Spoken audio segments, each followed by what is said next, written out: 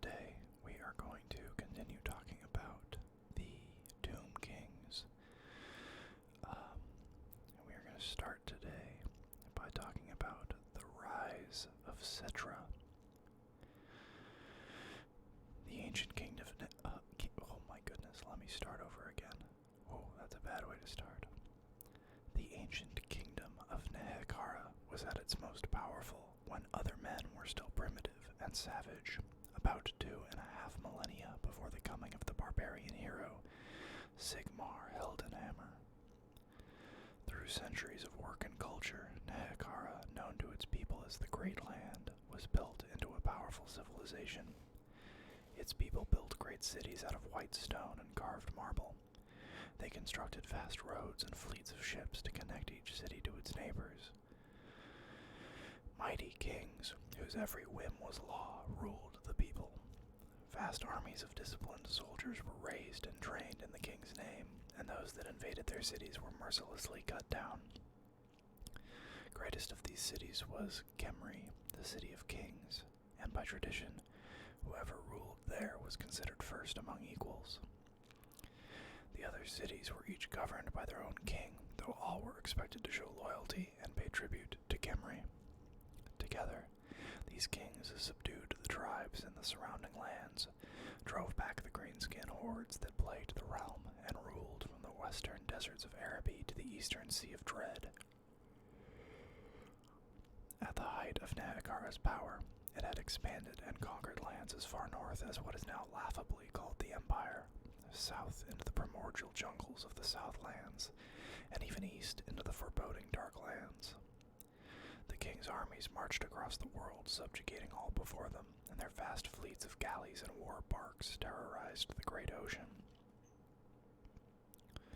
The time before man. According to the myths and legends of Nehekhara, in the times before men, gods walked the world as mortals. It was believed by the ancient Nehekharans that when the desert gods first arrived in the Great Land, they fought the armies of vile demons and foul spirits that lurked there in great battles that lasted for many centuries. In numerous inscriptions carved on the tombs and monuments of ancient cities, it is written that Petra, the sun god and king of the Nehekharan pantheon,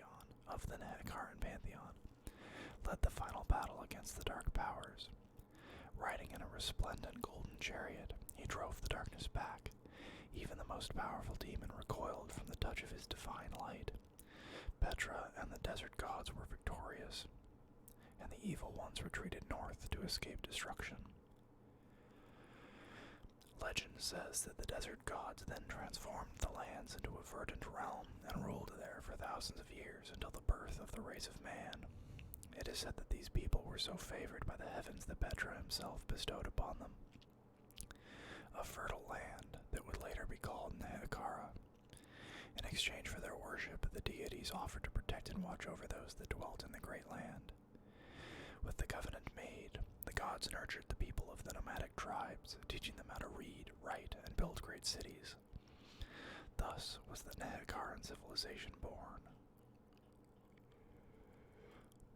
Strife in the Great Land. Though Nehekhara prospered, and its cities grew in size, wealth, and influence, the kings thirsted for ever greater power.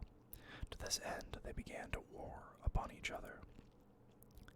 Over the following years, the crown of Nehekhara, a symbol of rulership over all of the Great Land, passed from king to conquering king. Dozens of kings rose and fell during this time, so many that their names are not remembered, but it is known that none had the strength to prevail or maintain power for long. With every Nehekharan city's military might turned upon its neighbors, the Great Land was open to attack from invaders. The city of Labaris was almost completely destroyed by the scaled creatures that lurked within the southern jungles. Numerous greenskin hordes and barbarous tribes of men descended from the north, destroying and slaughtering as they rampaged unchecked across Nehekhara. During this time, the Great Land was also stricken with drought and plague.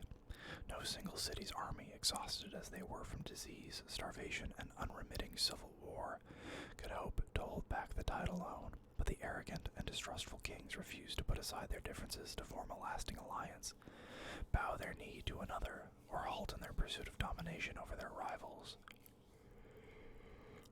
The first great civilization of man stood on the brink of destruction. Unless the Nehekharans could be unified, they would all perish. Settra the Great. The Nehekharan priesthood saw the strife in the Great Land as a sign that the gods were angered, but their warnings and protestations to the warring kings fell on deaf ears. That all changed with the coming of Settra. Of all the kings of Nehekhara, none could match the splendor, cruelty, and arrogance of Settra, the newly crowned king of Khemri. He was a vain and egotistical man, and demanded not only the obedience, but also the adoration of his subjects. However, Settra was no fool, and when he listened to his priests, he realized that only a leader who could command the respect of the gods could earn the full adulation of the people. To this end, Settra, alone amongst all the kings of Nehekhara, paid homage to the ancient gods. Early in his reign, he ordered the restoration of temples, and erected many magnificent statues to be built in their honor.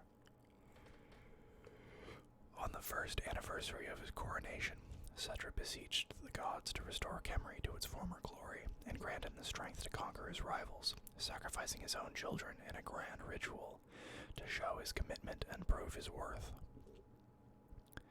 The next day, the great Vitae River flooded for the first time in several decades. With the waters, disease was washed away from Khemri, and the crop harvest was plentiful for the first time in living memory. This was seen as a sign, by both the Nehekharan priesthood and the populace of Khemri, that Settra was indeed chosen by the gods. So it was that Settra became the first priest king of Khemri, a ruler who commanded not only the unswerving loyalty of his people and his legions, but who also wielded the power of the gods. Settra was a powerful king who had fought alongside his father's legions for many years before ascending to Khemri's throne. He was a ruthless warlord, and his keen tactical and strategic sense was matched only by his courage and martial skill. One by one, Settra brought the other great cities of Nehekhara to heel, leading his legions from the front, where he could sate his own battle lust and thirst to conquer. First, Numas fell, then Zandri surrendered, and with every victory more warriors flocked to his banner. Before long, Settra commanded the largest and most devout army that Nehekhara had ever known. Vast legions of battle-hardened soldiers marched across the land at Settra's command, and no mercy was shown to those who dared oppose his might. Under Settra's inspired and unparalleled generalship, all the kings of Nehekhara were conquered, forced to swear oaths of fealty, pay tribute, and acknowledge Khemri as the preeminent city of the land once more. Having subjugated his rivals through bloody conquest, Settra had ended the civil war and the time of strife. Nehekhara prospers. Few rivals emerged to oppose the great king, and those who did were crushed mercilessly, either at his own hands or by those of the herald Nekaf, his imposing champion. Settra's agents would root out and quell any trace of dissent and the merest hint of rebellion that threatened the stability of their lord's realm, and soon none dared even think of defying the king of Khemri. Thereafter, Settra reigned as the undisputed king of not just Khemri, but of all Nehekhara, and for many decades he suffered no challenge to his rule.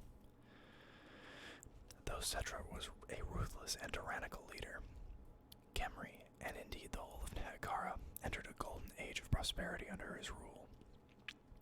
The war-ravaged cities were quickly restored, and many grand monuments were erected to not just the gods, but now also to the honor of Settra. Many legions of soldiers were raised to secure Nehekhara's ever-expanding borders, and repel the many mutated monsters and savage barbarians that had sunk their claws into the great land during the time of strife. Yet Settra was not content with merely restoring the kingdoms to his ancestors of his ancestors. The armies of Nehekhara spread far and wide, conquering the surrounding lands and enslaving their tribes. Settra's war fleets ravaged realms across the seas, and his armies brought the terror of the priest king of Khemri to many distant lands. Foreign cities fell, faraway lands were conquered, and vast riches were brought back to the great land from as far afield jungles of Lustria. Nehekhara reached the peak of its power and influence during the reign of Settra, and his name was feared across half the world. The Unreachable Vision. There was nothing that could stay Settra's hunger for war, nor his thirst for conquest, and for many years the armies of Nehekhara swept across the world. Settra's vast kingdom stretched across the lands, but for all his victories and accomplishments, the priest king was unsatisfied.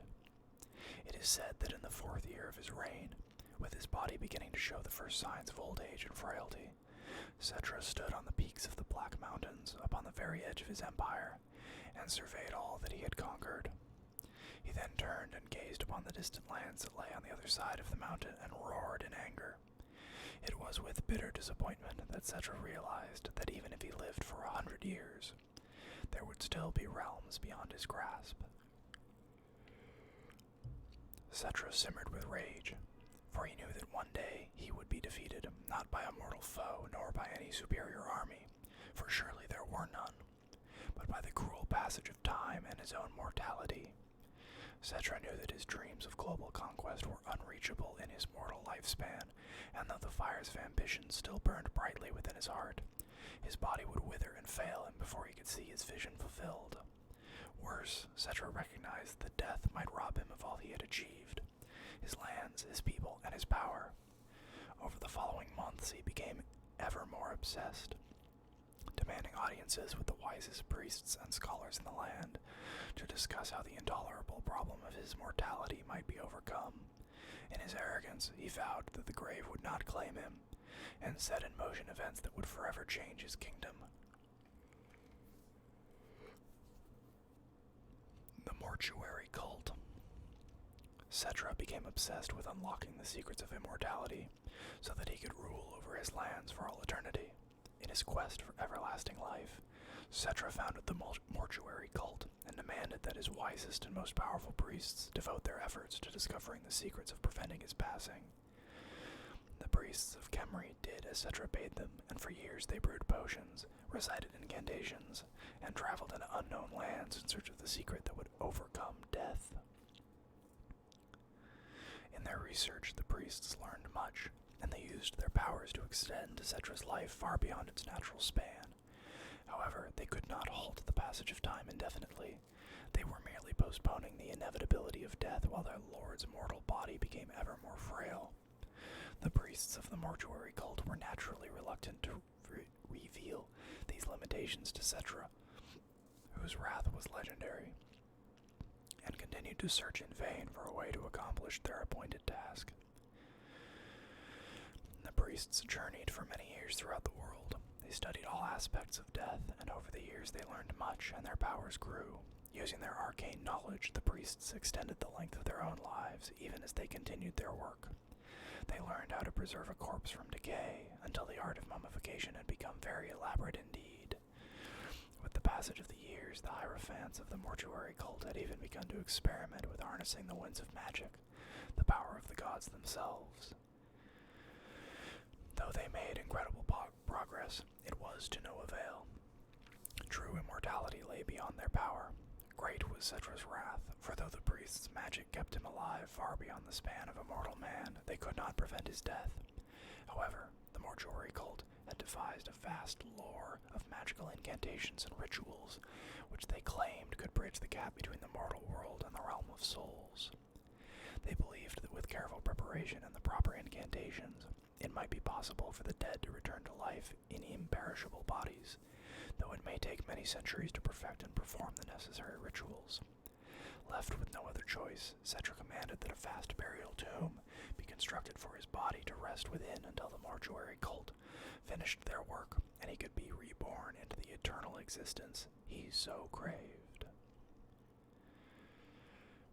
Hail to the mighty tomb guard who stand before me, you who will stand watch over me for all eternity. For I, Settra, Lord and First Priest King of Khemri, will awaken to command you in the paradise that awaits us. Hail to the Ushabti and Sphinx who stand sentinel beside the monuments of the king. Hail to the commanders of my army, leading forth your regiments to join me in eternity. Hail to the warriors of my legions. Make ready your weapons and fill the air with the sound of your worship. Your standards are pleasing to my sight and that of the gods. See how the light of Petrus shines upon them. Remember them gleaming this day as you enter the darkness of the tomb. Fear not what we must do, for we are the glory of Khemri, and shall rise again to fulfill our manifest destiny of ruling this world. There are great deeds that remain undone, enemies yet to conquer, and raptures yet to rejoice in. So as it is written, so shall it be done. I, Settra, have proclaimed it. Let none dare oppose my will. Inscription on the great obelisk of Khemri. The Pyramid of Settra. As Settra lay dying, full of anger and pride to his last breath, the priests of the Mortuary Cult promised him a golden paradise that, upon his awakening, he would rule for millions of years. When the king perished, it was with a curse on his lips. Powerful incantations were intoned over his corpse, and he was embalmed in a great ritual. Preserved against decay, the body of Settra was entombed within a mighty sarcophagus in the heart of a majestic pyramid of shining white stone. The monument was so bright that it hurt mortal eyes just to look upon it. The pyramid was vast, and it towered over the city of Khemri. It was the largest and most magnificent monument ever created. Nehekhara, for no simple cairn, would befit a king as mighty and powerful as Settra. All of his treasures, along with his most loyal servants and bodyguards, were also interred within his pyramid. Settra's mighty legions, which had carved out his realm at his best, were arrayed deep beneath it in colossal tomb pits. Loyal even unto death, these soldiers were buried alive in preparation for the day of awakening, when Settra would arise and lead them to war once more. At the head of the funeral procession strode Nakaf, Settra's most loyal servant, mummified at the right-hand side of his beloved king, in order to serve him in the next life. For thousands of years afterwards, the priests of Khemri tended the funeral flames outside the sealed tomb, nurturing Settra's immortal spirit with sacrifice and incantations in preparation for the day of awakening. No tomb before or since has ever had such powerful hieroglyphics of warding and incantations of protection heaped upon it. During this time, the priests of the Mortuary Cult continued to develop their understanding of magical incantations, in the hopes of finally unlocking the secrets of immortality, and of bringing about the time of Settra's resurrection. The time of kings. Following Settra's death, many dynasties came and went. However, without Settra's stern control and merciless leadership, no single priest king had the ability to rule over all of Nehekhara. Thus, the individual cities vied and competed with each other over riches and status. That makes a lot more sense. Though Nehekhara did not revert to the all-out civil wars of the time of strife, skirmishes between neighboring cities were not unheard of. During this centuries-long era, known as the Time of Kings, the borders of Nehekhara were as changing as the shifting dunes. What existed was a feudal state, where power and territory were decided by strength of arms. A king was only as powerful as the size of his armies, and so vast legions were raised with each passing decade.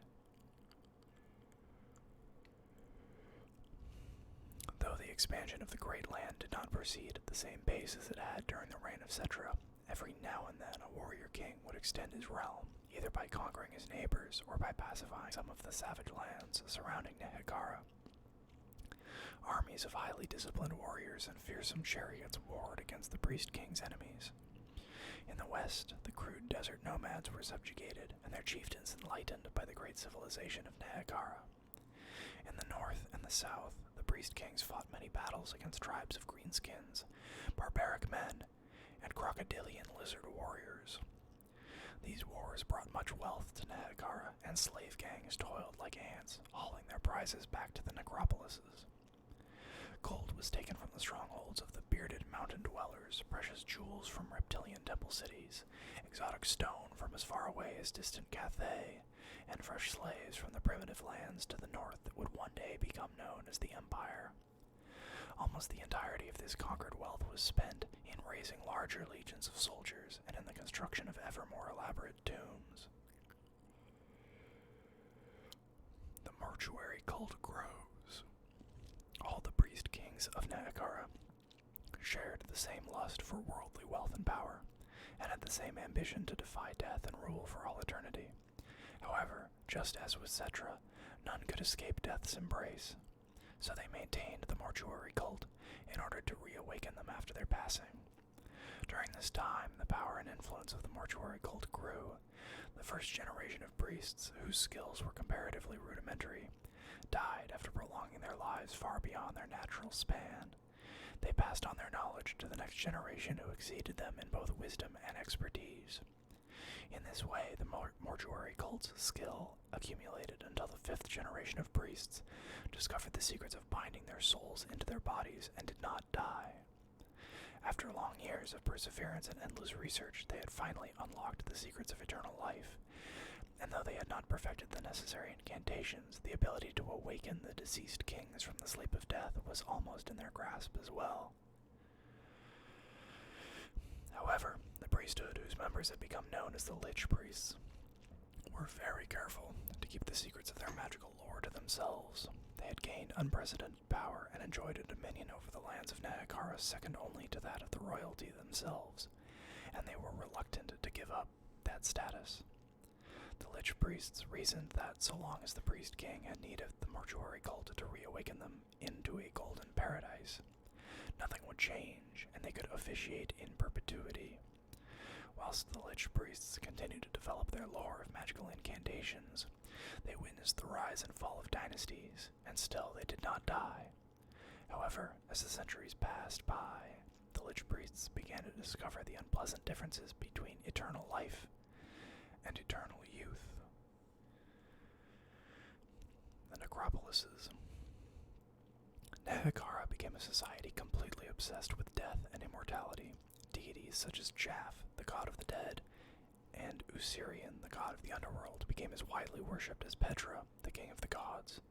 Skulls and skeletons became common symbols of immortality and everlasting life, and such motifs were emblazoned on the shields, banners, and chariots of the priest king's armies. Heroic warriors were rewarded not with riches and luxuries in life, but with the promise of mummification upon death and the chance of sharing in their lord's eternal rule. It was not just the culture of Nehekhara that changed as the Mortuary Cult grew in power. As the Nehekharans' obsession with death flourished, the architecture and landscape of the Great Land irrevocably changed as well.